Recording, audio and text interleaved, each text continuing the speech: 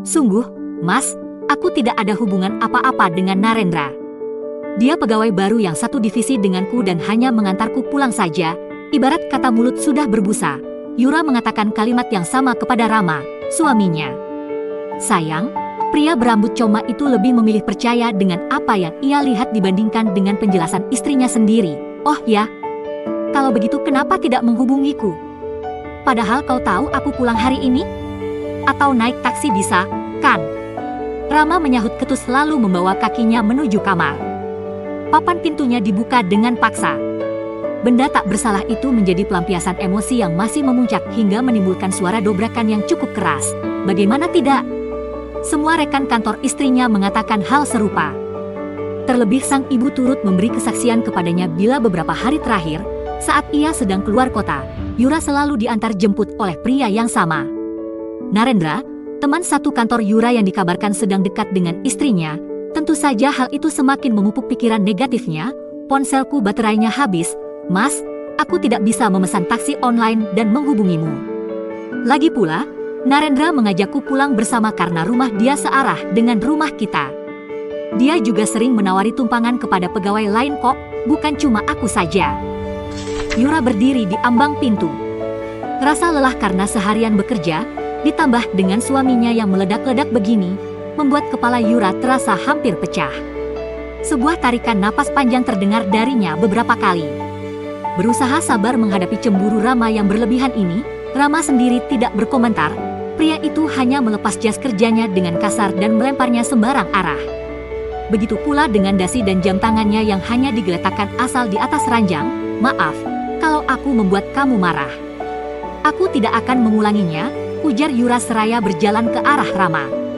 Wanita itu berupaya mengusap lengan kekar Rama, tetapi belum sempat jemarinya mendarat, Rama sudah menjauhkan tubuhnya. Bullshit, hardiknya membuat Yura tersentak ke belakang. Jari telunjuk sudah mengacung keras ke arahnya, memperingati. Semua kalimatmu itu tidak pernah bisa ku percaya. Sebelum ini kau berkata akan menjaga jarak dengannya, tapi apa yang kau lakukan sekarang? Lelaki itu lantas menyambar kunci mobil yang sebelumnya ia letakkan di atas sebuah nakas. Pria itu berjalan sembari menggulung lengan kemeja kerjanya setinggi siku. Mas, dengarkan penjelasanku dulu, ini hanya salah paham. Percayalah aku tidak memiliki hubungan lebih dengan Narendra kecuali pekerjaan. Sudah ya, jangan marah-marah lagi. Tidak enak dengan ibu kalau kita bertengkar karena hal seperti ini. Rama yang sedang sibuk menggulung kemeja itu lantas mendongak.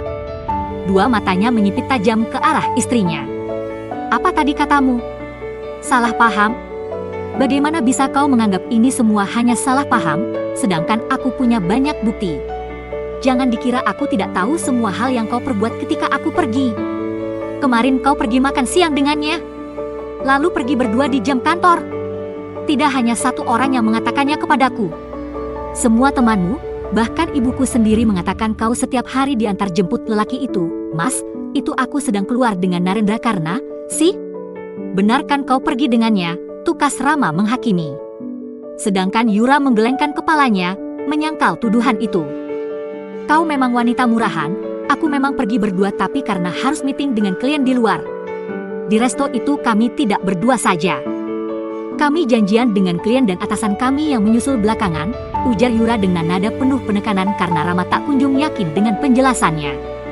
Dua matanya hampir berlinang menahan panas yang mulai menjalar. Terserah. Apapun alasan yang kau berikan aku tak ingin dengar. Aku kecewa, Yura. Aku kira kau wanita yang tepat untuk kunikahi. Aku kerja siang malam, mati-matian untukmu, untuk kebahagiaanmu. Tapi apa balasan yang kau berikan? Kau justru mendua di belakangku seperti ini. Rama mengusap wajahnya dengan kasar. Sejenak melipat bibir, menatap langit-langit kamar. Dua matanya telah memerah karena amarah. Kurangku apa, Ra? Tubuh Yura mematung, lidahnya kehilangan kata, dan bibirnya kaku. Hanya bisa memejamkan mata ketika sang suami masih saja percaya dengan mereka. Rama selalu cukup untuknya, mau menerima Yura apa adanya saja sudah lebih dari cukup. Bagaimana bisa Rama menyimpulkan demikian? Ia tidak pernah mendua. Berpikir untuk pisah dari Rama saja tidak pernah, apalagi berpindah ke lain hati. Semua kebohongan yang ditudingkan padanya tidaklah benar. Tetapi ia tak cukup bukti untuk menyangkal. Sebab, faktanya ia tak pernah diantar jemput oleh siapapun. Baru sekali ini ia menumpang Narendra pulang. Beberapa kali mereka memang ditugaskan berdua untuk meeting bersama dengan klien di luar kantor. Namun, sebanyak apapun Yura menjelaskan, tidak akan berguna jika sang suami masih teguh dengan pendirian yang salah. Jadi kamu masih tetap percaya mereka daripada aku, Mas. Yura yang lelah berdebat akhirnya mengambil kesimpulan itu. Dua bahunya lunglai dan kepalanya tertunduk. Perih di dada semakin menguar, bukan karena bentakan yang dilontarkan oleh Rama, atau kalimat-kalimat bohong itu. Namun, karena suaminya sendiri tak percaya kepadanya, ya? Aku percaya mereka. Satu hal yang harus kau tahu saat ini, aku menyesal menikah denganmu. Usai berkata demikian, lelaki itu berbalik badan, melenggang pergi meninggalkan Yura yang kini terduduk lemas di atas ranjang dengan air mata yang meluncur tanpa aba-aba. Hari sudah malam, Yura masih belum mendapat jawaban tentang kemana perginya Rama. Sejak sore pesannya tak dibalas, panggilannya tidak terjawab barang satupun. Lalu setelah ratusan kali menelpon, kini ponsel suaminya tidak aktif. Biasanya, jika lelaki itu marah hanya akan pergi keluar sebentar. Setelah itu akan kembali lagi dan mereka akan saling meminta maaf. Itulah yang akan mereka lakukan setiap bertengkar selama setahun terakhir. Namun, hingga malam semakin gelap Rama belum juga menunjukkan batang hidungnya. Di mana suamimu, Yura? Apa kau tidak mencoba menghubunginya? Ini sudah waktunya makan malam. Seruan itu berasal dari Katrina, sang ibu mertua. Wanita berusia separuh baya itu telah bersedekap dan bersandar pada gawang pintu. Aku sudah menelpon, Bu. Tapi Mas Rama belum mengangkatnya dan sekarang ponselnya tidak aktif. Jawab Yura sembari masih berusaha menelpon suaminya. Ceka, kalian ini selalu saja. Kau juga. Kebiasaan tidak menahan kalau suami pergi. Seharusnya kalau suami marah itu dibujuk bukan dibiarkan saja seperti itu. Ketus Katrina lalu berbalik badan meninggalkan Yura yang masih berdiri di depan teras rumah. Ah, beginilah yang tak diinginkan Yura bila tinggal satu rumah dengan mertua. Rasanya tidak bebas, semua serba salah. Semua hal yang ia lakukan di rumah ini tidak ada yang benar. Bahkan rasanya bernapas saja pun tak menjadi kenan. Padahal penting bagi mereka menenangkan diri saat sedang emosi karena tak akan menemui jalan keluar tanpa berpikir dengan kepala dingin. Lalu, Rama, lelaki itu selalu melampiaskan emosi sesaatnya dengan pergi dari rumah, hanya untuk mencari hawa dingin dan merenungkan permasalahan mereka. Namun, sepertinya hari ini Rama bukan pergi untuk sementara. Ponselnya tiba-tiba bergetar dan mendapat sebuah panggilan dari sebuah nomor tak dikenal. Petugas kepolisian yang memberikan sebuah kabar duka.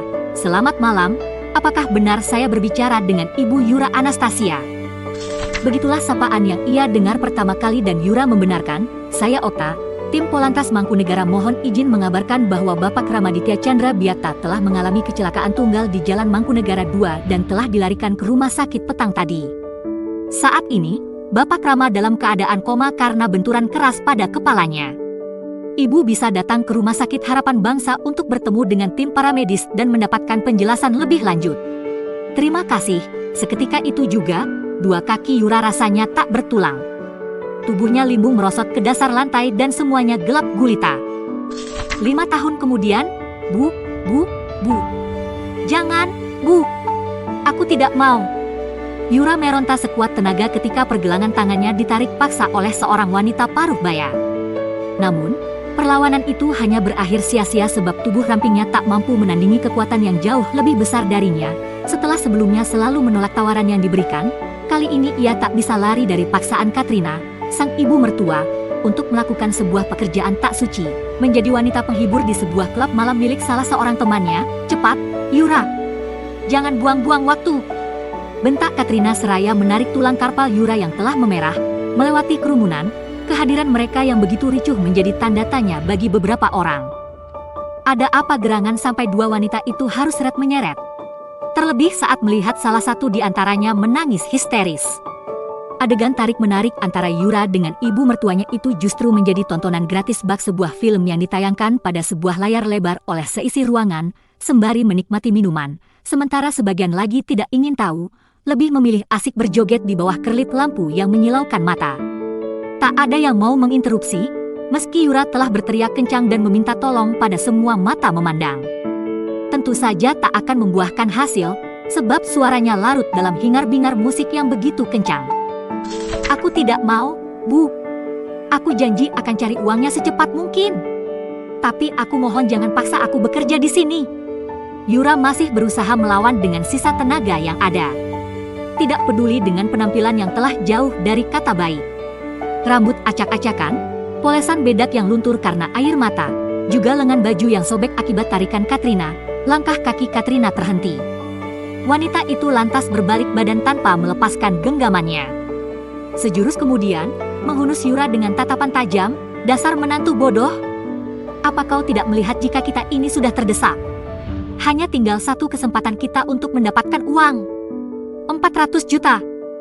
Kau mau pinjam di mana lagi uang sebanyak itu? Atau kau memang berniat membuat putraku kehilangan nyawanya? Yura menggelengkan kepalanya mengelak tuduhan tak berdasar dari Katrina. Bukan begitu, Bu. Aku juga mau Mas Rama bangun lagi. Tapi tidak semuanya harus diselesaikan dengan cara ini. Aku akan berusaha untuk apa lagi? Hari ini kau berjanji akan meminta keringanan pada perusahaan untuk mengajukan pinjaman lebih cepat. Nyatanya kau pulang dengan tangan kosong. Sekarang kau mau mencari pinjaman kemana lagi? Hah? Katrina menukas. Cekalan pada tangan kirinya mengerat. Satu hasta yang menganggur menuding Yura dengan telunjuk yang tegak teracung. Aku tidak mau tahu, Yura. Kau harus bisa mendapatkan uang 400 juta hari ini, maka ikuti kata-kataku untuk bekerja kepada orang yang aku kenalkan padamu kemarin. Gelengan kepala kembali diberikan oleh Yura. Kalimat yang terdengar lebih mirip paksaan itu bukanlah sebuah solusi yang tepat baginya. Tidak bisa. Ia tidak mau bekerja di tempat semacam ini. Sebab itu sama saja mengkhianati pernikahannya dengan Rama.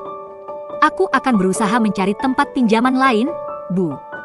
Aku, diam. Katrina memotong kembali kalimat Yura sebelum terangkai sempurna. Pupilnya semakin mengeling tajam bak burung elang yang tengah mengancam mangsanya. Aku tak ingin dengar apapun dari mulutmu. Semua harta putraku sudah habis. Dan kau tidak memiliki jaminan selain tubuhmu itu. Jadi, berpikirlah realistis. Tidak ada cara yang menghasilkan uang ratusan juta dalam semalam selain menjual diri. Wanita itu kembali menyambung ucapannya dan menarik Yura dengan kasar. Wah, wah, wah. Apa menantumu itu berubah pikiran hingga kalian datang menemuiku? Katrina, seorang perempuan bergaun hitam bersedekap di depan dada, ketika mendapati dua wanita berbeda usia datang ke tempat ini. Katrina dan menantunya. Tentu Madam Lily tahu bahwa wanita bersurai coklat itu adalah istri dari putra sulung Katrina. Beberapa hari lalu mereka sempat berkenalan saat menjenguk Rama di rumah sakit. Semula, Katrina mengeluhkan biaya dan Madam Lily memberikan alternatif pekerjaan tambahan dengan gaji yang menggiurkan. Namun, Yura menolak mentah-mentah tawarannya dengan dalih gaji yang ia miliki masih sanggup untuk mencukupi kebutuhan mereka. Ah, jelas itu bohong. Karena jika begitu adanya, Katrina tak akan sampai ke tempat ini. Aku perlu bantuanmu, Lily. Putraku sekarat dan aku harus membayar tagihan pengobatannya sesegera mungkin, tetapi anak ini malah mengulur waktu untuk mencari pinjaman yang tidak bisa dipastikan. Katrina tak bisa lagi membendung emosinya, nadanya terdengar sinis, bahkan dadanya sudah naik turun tak beraturan.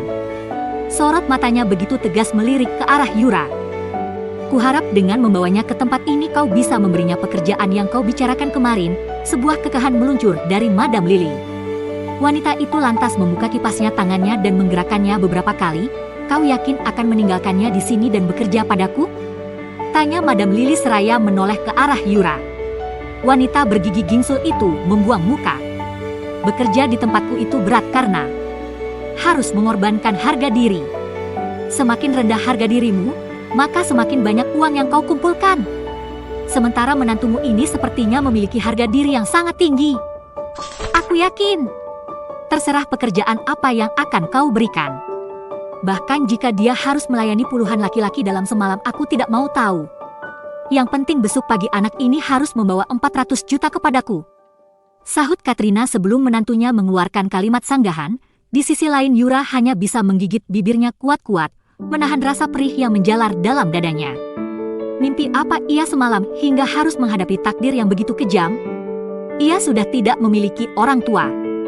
Dan hanya Katrina, Mertua yang telah ia anggap sebagai ibunya sendiri justru menyakitinya dengan cara seperti ini. Helaan napas panjang lantas terdengar dari Madam Lily. Bisa Yura lihat dengan jelas bagaimana wanita itu mengangkat dua sudut bibirnya bersamaan. Lalu berjalan mendekat ke arah Yura.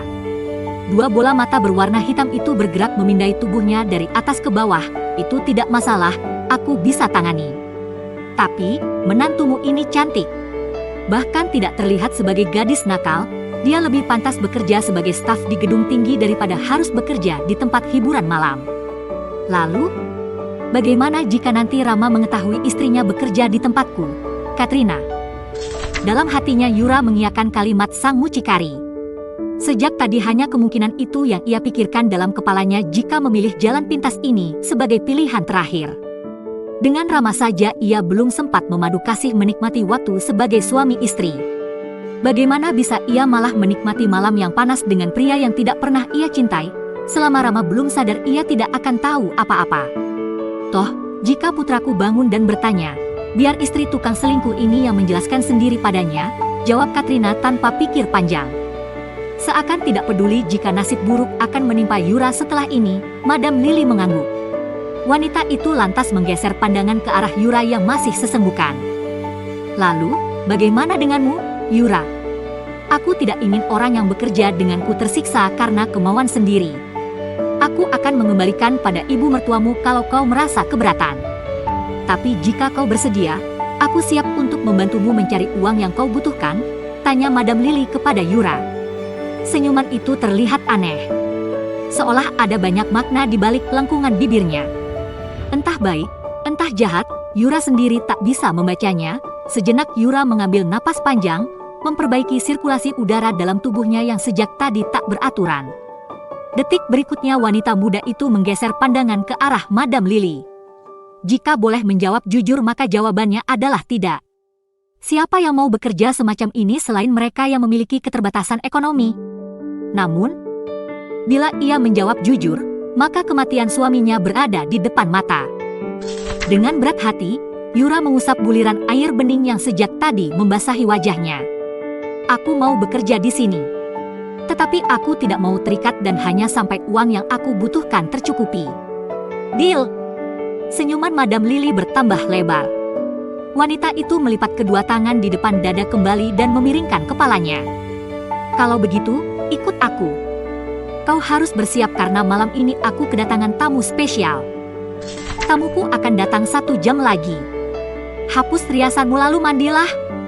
Pastikan tubuhmu benar-benar bersih dan wangi. Aku tidak mau tamuku kecewa malam ini. Setelah kau siap, pakailah baju itu.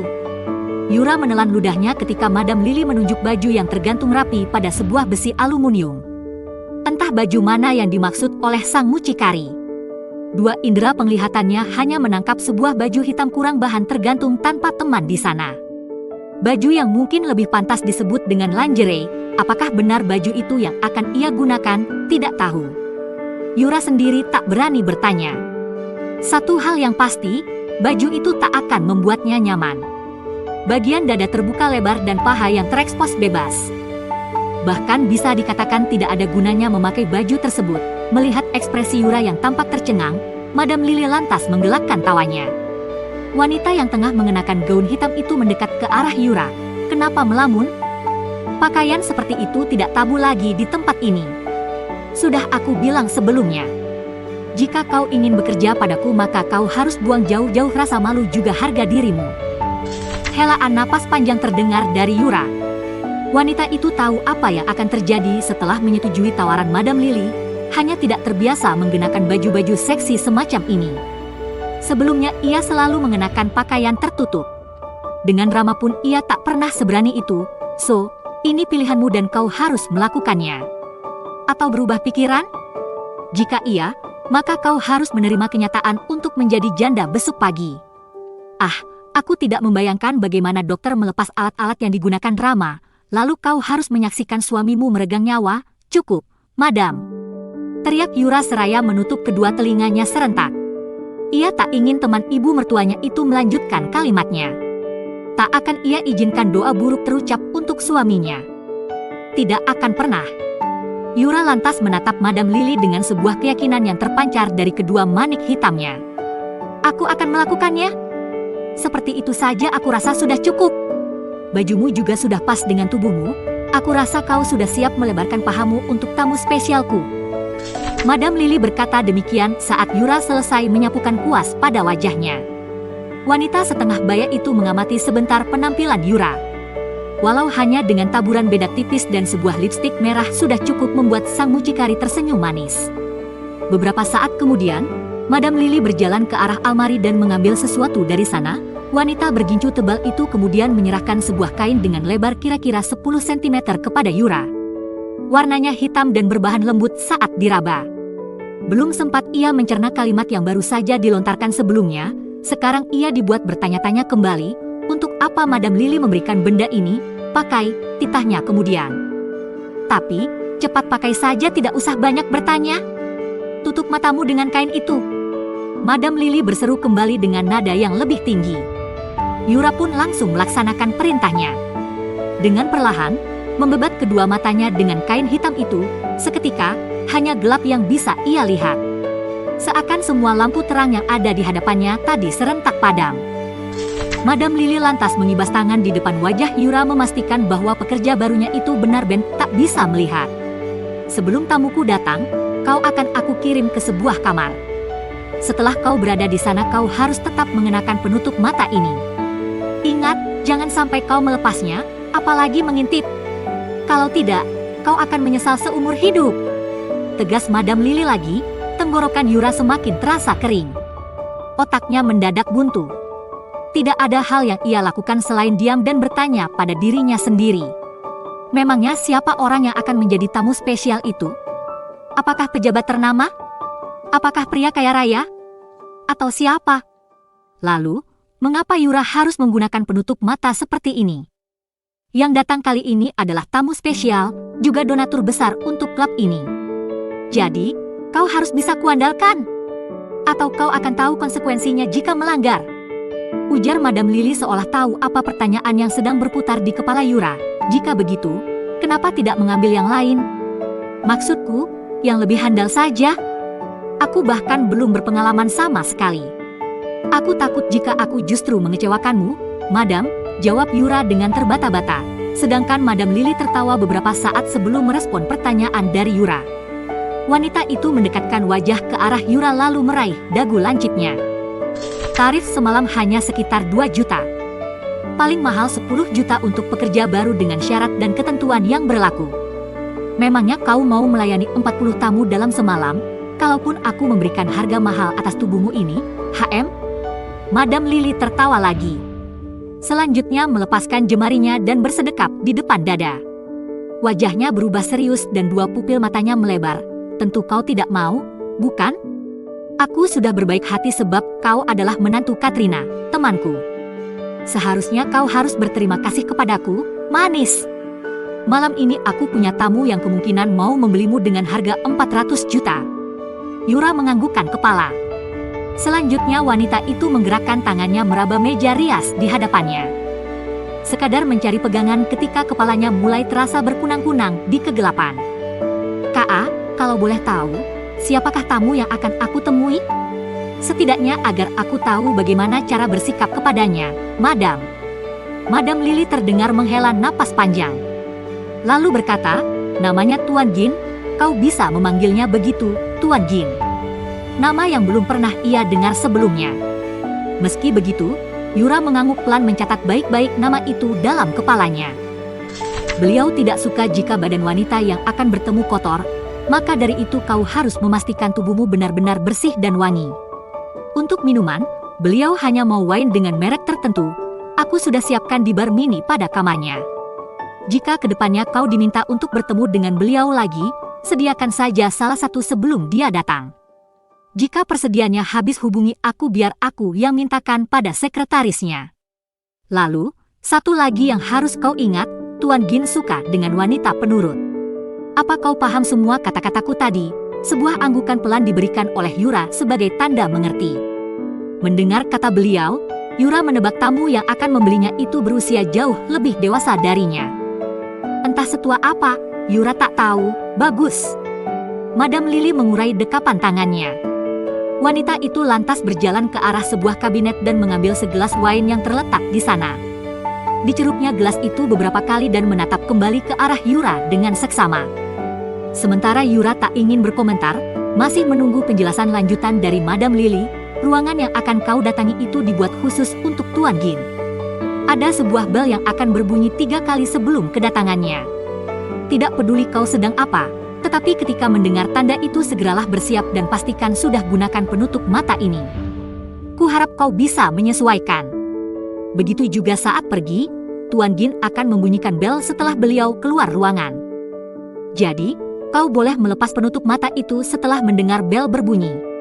Jika belum ada, jangan sekali-sekali kau membukanya. Kau paham bagian ini?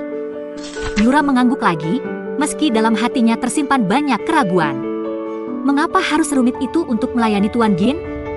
Menurutnya begitu karena yang ia tahu bekerja sebagai wanita penghibur justru harus menggoda dan liar juga bertatap muka langsung dengan kliennya. Tetapi untuk kali ini Yura malah diminta untuk menutup mata dan menjadi wanita yang penurut. Apakah ada lagi yang harus aku lakukan? Tanya Yura kemudian, kekahan Madam Lily menguar lagi.